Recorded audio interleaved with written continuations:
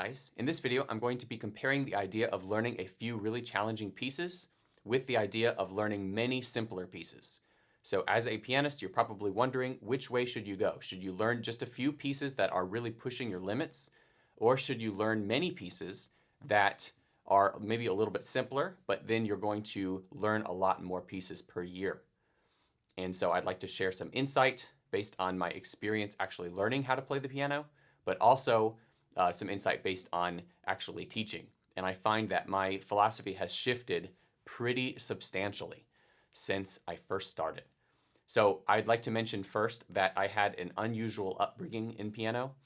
I first learned how to play by ear, and I basically just created a bunch of improvisations that sound like everybody else's improvisations, you know, when you're basically just doing four chords, you don't know what those are. And at some point, actually in high school, like towards the end of high school, I started taking piano lessons more formally, and I learned how to read music at that time. And so I pretty much jumped right in, because I've already been playing, I jumped right into really difficult music, and I practiced a huge amount, and I got into music school and eventually went on to get a performance degree. And because I started so late, and because I was young and I was only interested in really flashy things, I pretty much went right for the most difficult material. And I even had a Chopin etude, the Revolutionary Etude. I auditioned with that to get into music school, which, I mean, I only was playing for a few years. Like, that was probably not a good idea. I could have only been so clean on that piece. I could have only done it so well with that amount of experience, but I didn't know. And of course, when I was in college, I also went for like the hardest pieces possible. And basically, this came at a little bit of a cost to me. I skipped all of the easier music that I really should have been learning. And if I, like, for example, it probably took me like 6 months to learn that Chopin etude. And the amount of pieces, if you're aiming at pieces that are very appropriate for your level, the amount of music you can do in 6 months is really like astounding. Like dozens and dozens of pieces. You know, if the piece is properly at your level, or even below your level just slightly, you could do a lot of music. You can get a lot of musical experience. Or you could just put everything that you are and all of the fiber in your being into this one piece, which is pretty much what I did. And I did that for a few pieces, and then, you know, then I began my training and everything. So now towards the end of music school, where I was learning how to teach and starting to teach students, I then had to become proficient with the lower level repertoire. The beginner repertoire, the late beginner, intermediate stuff especially. And I started to develop an appreciation for it. And of course, I had to use it in my teaching, because few students, especially when I was when I was teaching like in college, few students were at the level of the music that I was at. So I didn't really have any sort of teaching outlet in order to basically convey those difficult pieces. And I realized that a student needs a huge amount of experience in order to properly realize something like a Chopin etude. I was just browsing the piano Reddit earlier, and I saw that somebody was wondering if they could learn Clair de Lune, and they were like a beginner pianist, and they're wondering how difficult Clair de Lune is. And just so you know, Clair de Lune is like a late intermediate, possibly early advanced piece.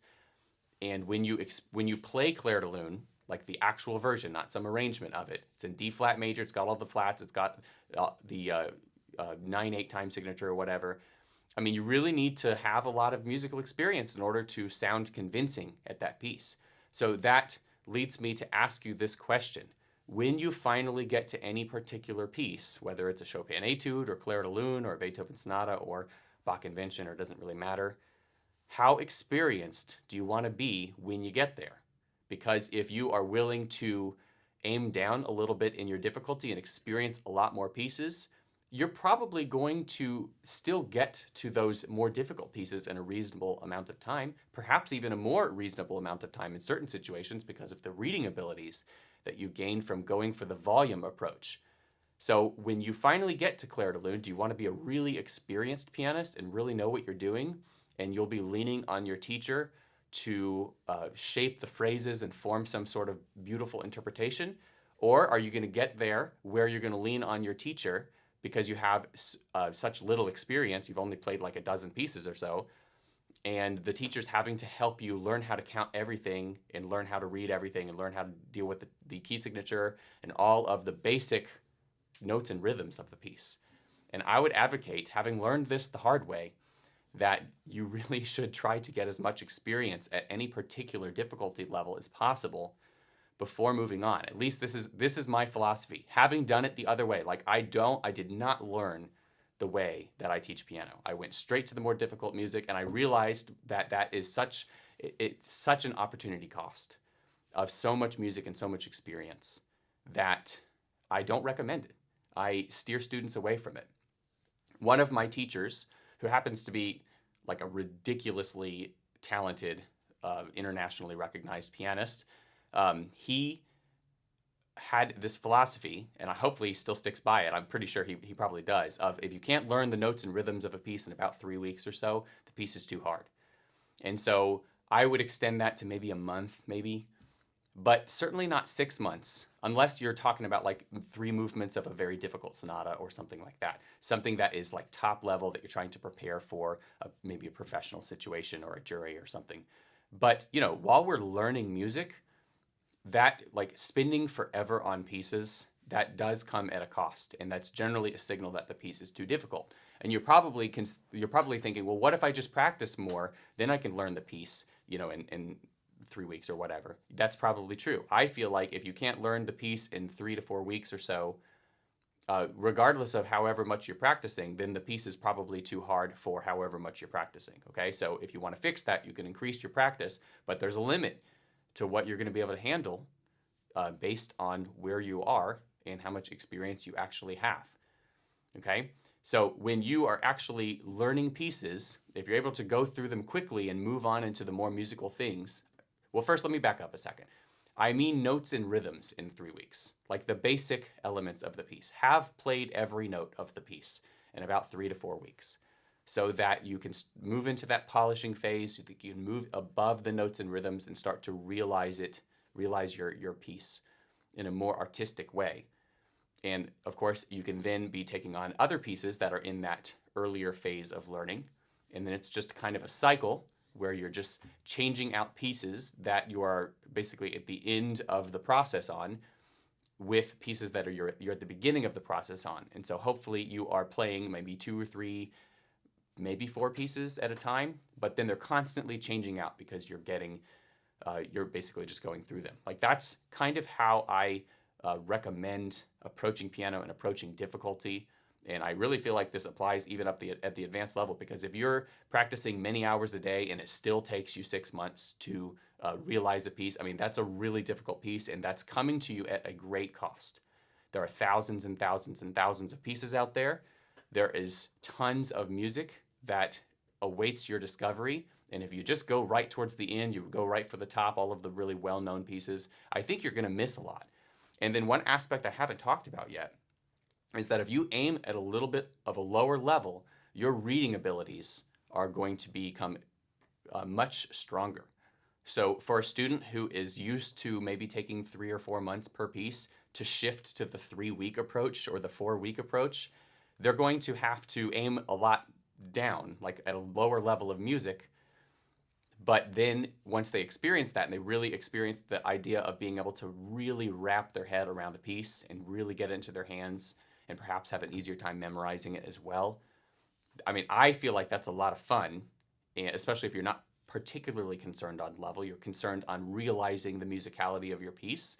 I mean, you can even make low-level music sound really amazing if you put some thought into it, especially if you kind of out-level the piece just a little bit. And if you do that a lot, you're building your musicianship in a really profound way, where you're basically giving yourself like a really rich experience. Hundreds and hundreds of pieces by the time you get to something like a Chopin etude, preferably.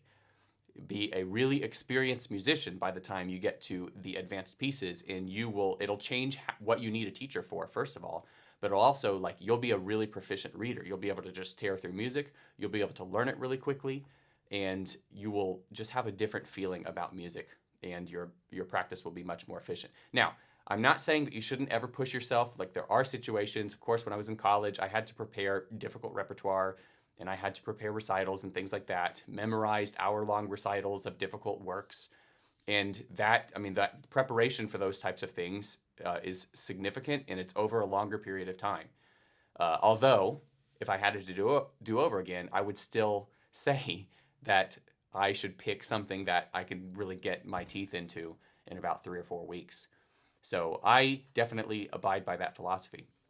So one thing I'm going to talk about later this year, but I'm going to just point towards briefly, is this new collection of books that I've just discovered. I know these have been out for a while, but for whatever reason, I just discovered them. Okay, this is the Masterwork Classics series by Dr. Jane McGrath, and this is a collection of repertoire books that are loosely associated by level. So like there's a book for level 3 material and level 4 and whatnot. She's got her own rating system, and generally speaking, the rating system starts at level 1, where it's like, not the most basic stuff, but like the lowest level, like classical music. Okay, so you really still can't decide you're going to learn piano today and start with level 1. There's a lot of preparatory work that goes into becoming a level 1 pianist or understanding level 1 material. Okay, and then the highest level is level 10, and I would categorize that as the most difficult but regularly encountered teaching performance repertoire. So I believe she's making a distinction, Dr. McGrath, I believe she's making a distinction between advanced pieces that most people are ultimately going to play and maybe professional like concert literature. So things that, you're better off pursuing in music school. That's kind of outside the realm of the rating system. Things like many of the Chopin etudes, for example. And of course, I mean, feel free to learn the Chopin etudes, but I mean, they're really difficult, and they're beyond the scope of most of your repertoire that brings you to the advanced level. Okay, so these books are now becoming a pretty core part of what I teach. If you think about the books of levels 1 to 10, it's like several hundred pieces, and I feel like she was pretty tasteful in her choices, for the books. And I think that at any particular level, I think they sound really exciting. And of course, each book comes with a CD. And when you listen to the CD, you realize how amazing even low-level music could sound. And of course, high-level music sounds amazing too. But a lot of times, a student who's not really at the level of the piece that they're trying to attempt, and it took them forever, it's sometimes, or often actually, really difficult for that student to realize how the piece should actually sound compared to a professional.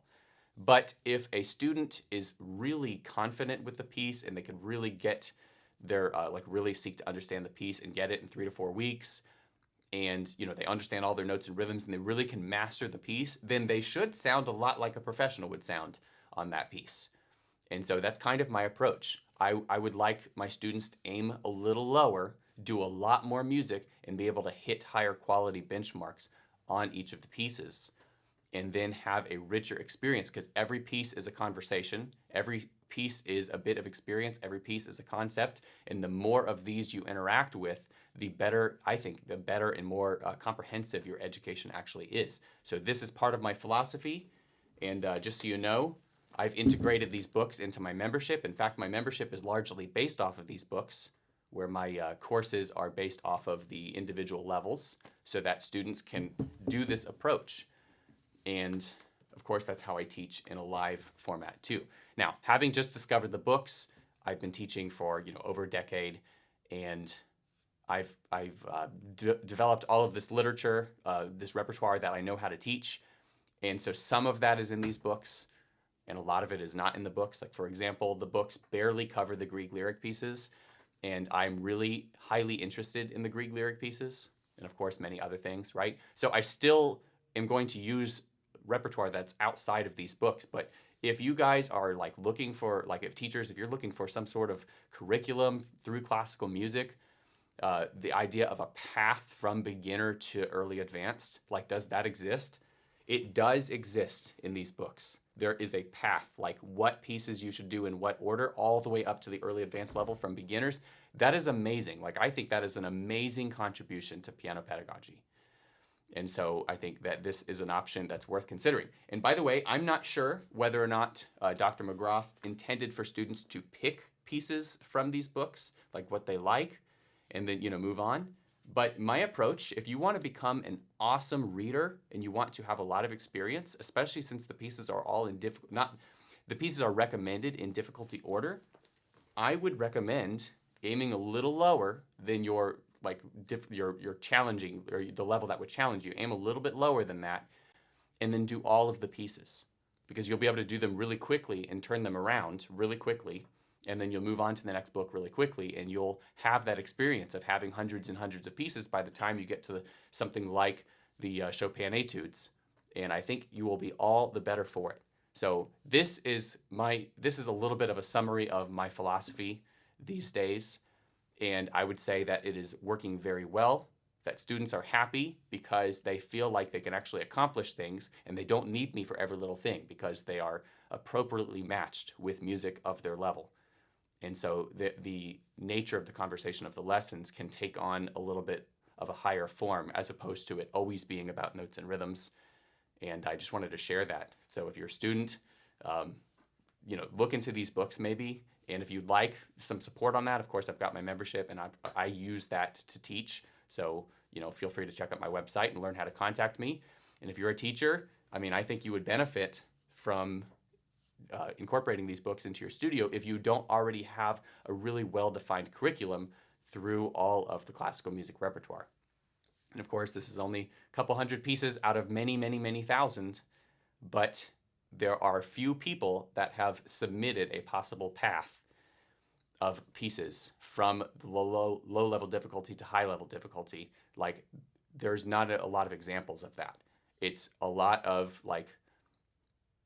do what interests you, or do what your teacher recommends or whatever, but there's no obvious sense of progression. And I really like sense of progression. I really feel like that's effective for students. I really like tight curriculums, and I like an efficiency of learning. And especially I like to shorten the beginner phase and get students proficient at reading. So I feel like these books help me do that. So anyway, I hope this helps some of you out there. And I hope that you check out these books, and I will see you in the next video. Bye.